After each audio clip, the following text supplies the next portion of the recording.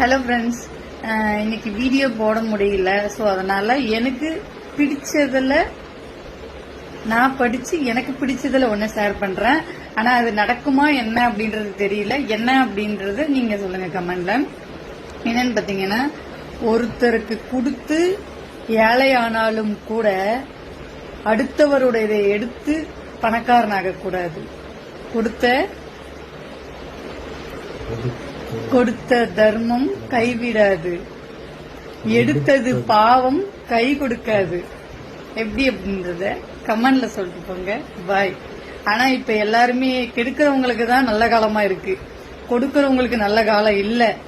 என்ன நான் சொல்றது, ஏன்னா நம்ம பாத்துட்டு இருக்கிறோம்ல, எப்பயுமே ஒருத்தனை வந்து கெடுக்கிறவன், ஏமாத்துறவன், பொய் சொல்றவன், திருடுறவன், துரோகம் பண்றவன், இவங்க தான் நல்லா இருந்து தொலைறாங்க.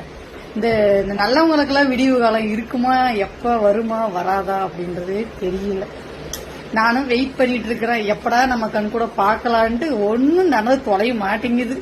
அவங்கதான் நல்லா இருக்கிறாங்க, நம்ம நாசமாதான் போய் தொலைறோம்.